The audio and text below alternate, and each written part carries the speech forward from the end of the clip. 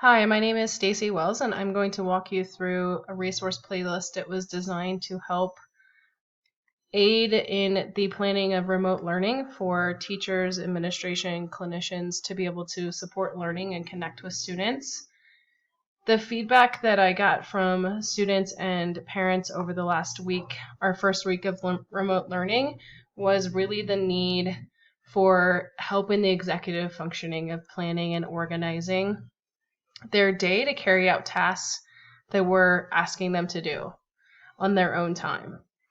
And so I designed this resource playlist for teachers and put some headers in that so you can go to directly what it is you're looking for. So executive functioning or learning and teaching platforms, ways to communicate with students, how-to videos, games to connect with students on, and PBIS support systems, and brain breaks and movements. So the first thing we're going to look at is a remote learning plan.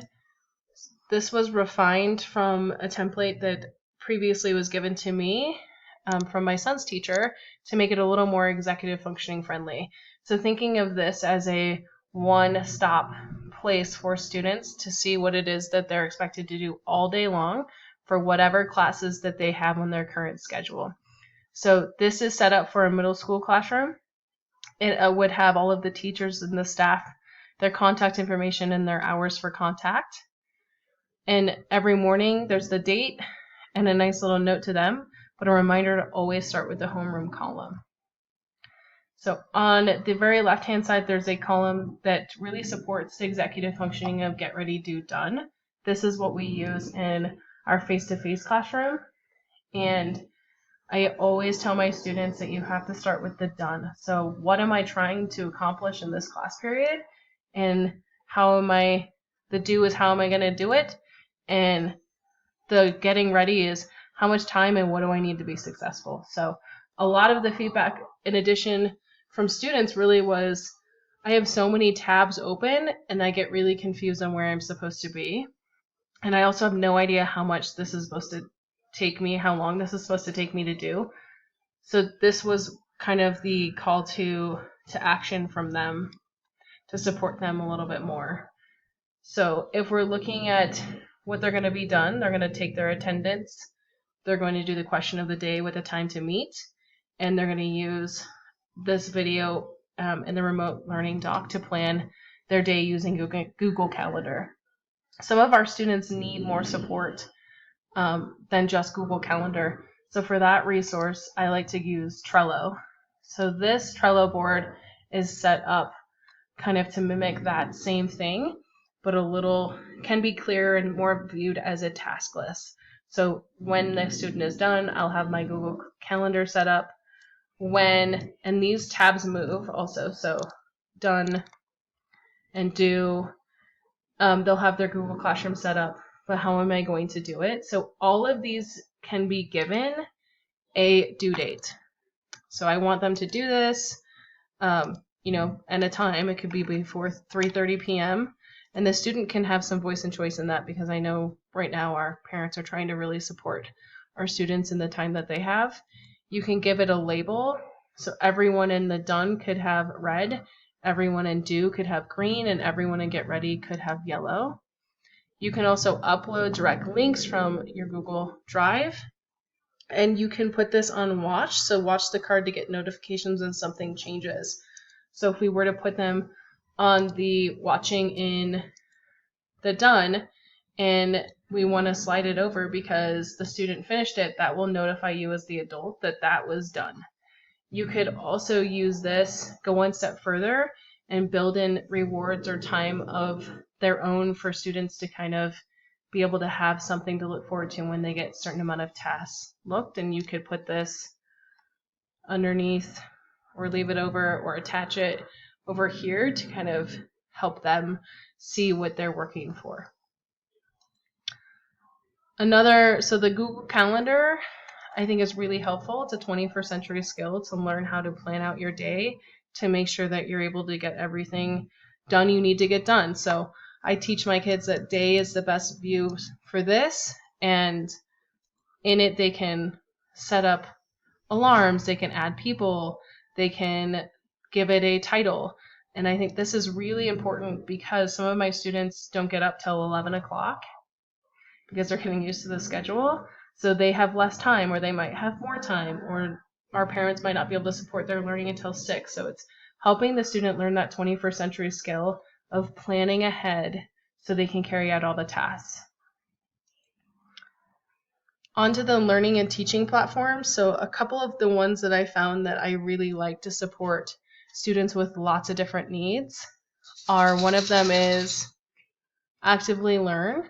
And you can, this is what it looks like as a student view, which I really like to go in and see after I post something so that I know what the students are looking at. So if I click on this article that I posted, there's the direction, the guiding question, and a check for understanding, or like a poll to help them get engaged. I thoroughly enjoy on here that you as the teacher can add different kind of definitions for key terms.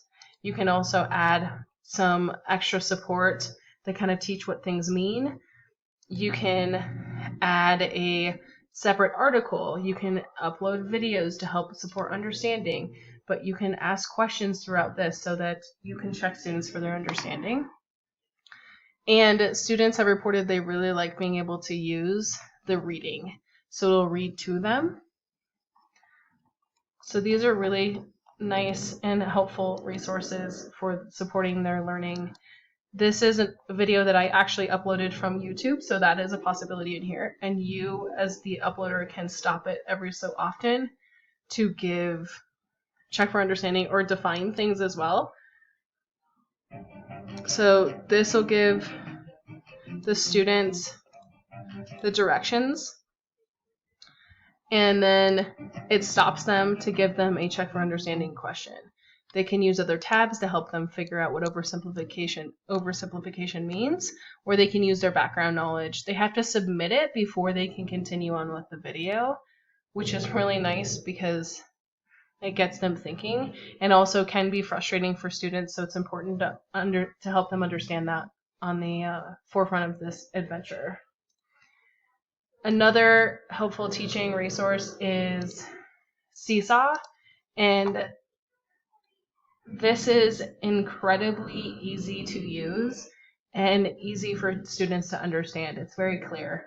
You can give an assignment from your own that you upload and create, or you can go in and to the community and you can search. I think this would be fantastic for younger learners because it goes all the way to pre-K. It also has social and emotional subjects in here to support that learning. It's got music, math, and everything that you want and need in here, and it's very engaging and honestly just aesthetically beautiful to look at for kids, I think, which is important. It draws them in, keeps them engaged, and it gives them a lot of voice and choice on how they want to show you what they know. So if I go in here as the student, I can look at I can add a response as a sample student, which is beneficial as a teacher to see what kids can see. I can view the instructions in the same tab so that students don't have to go everywhere to find them. They're right here. There's visual, there's also audio. The template's attached, so it has everything they need.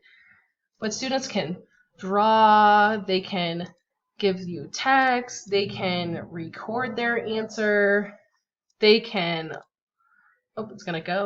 they can add a picture, so they can walk you through kind of what they're thinking or give some narration to their work as well. So I really like this resource for that, and there's a lot of wonderful things on the actual community. You can have your students journal, and you can communicate with them and their parents in one place as well, so you can add family and students down below. Remind is a great way to be able to communicate with students and adults in their lives. So when you add a person, you can add their name, their phone or email, and optional, but so I'll use this for a lot of my students and just put their phone number in there to remind them of meetings they need to be in or things that need to be done. You can have parents, if we go back here, you can see that you can upload files and pictures. So this is a great way to communicate with people. You can do it individually, or you can send something to the entire class to remind them of a due date. Google Forms, this has become my best friend for ways to communicate with kids. If this is what it looks like from the teacher standpoint, but from a student's perspective, it's really easy to use. Everything is required for them. What time can they check in? Drop down menu for their options and a phone number, and they hit submit and send it on their way. Screencastify is another way to record how-to videos, but also could potentially be a way that students could show you what they know or walk you through something or connect with you even virtually. I will give you a tip though, upload it to YouTube because it makes it easier to share. So there's the video of how to use Remote Learning Plan to plan a day in Google Calendar and the forms to start their day. Another thing that's nice to build that relationship with students, even though they're so far away, is that you can get your own name and way to play Prodigy and NitroType with students. Prodigy is math-based and NitroType is typing, but it has race cards and you can race with students. You can also sometimes chat in there with them. Another way to connect and also potentially teach a lesson and collaborate is Jamboard, and this is through Google, so it's that same easy and user-friendly way of titling your Jamboard. You can share it with students and you can all be on working in one area. There's a video that I attached here that gives a great overview of the features that it has. And something that I'm really excited to use that's kind of new for me is Classcraft. It is kind of the dojo for older kids, as someone had put it yesterday to me. And it's really great because this is a demo class, but every student can design their own avatar. And these are health points, which are the points that either give you health, or this person only has 13 health points left, which could be a problem in the future.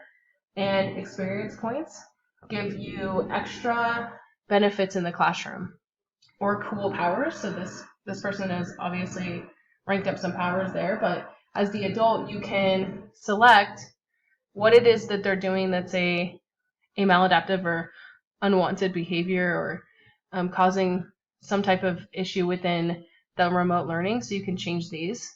And when you give them this, Julio on is going to have less points, and now they only have 3. When these run out, the student needs to do a sentence or some way to repair harm.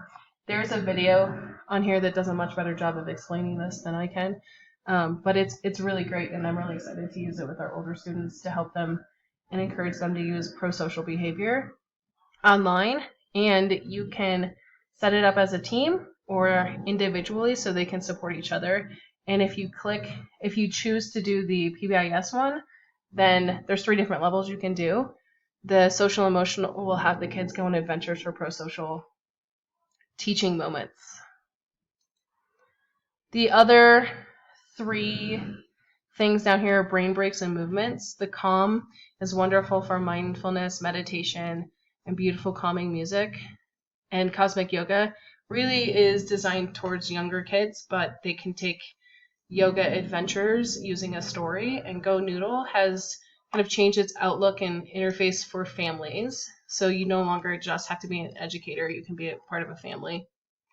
I know that sometimes even my middle school kids, although they won't always show it, actually like doing some of these brain breaks. So it's got yoga, dancing, fresh beats, music. So I hope that you enjoy all of these resources, and thanks for watching.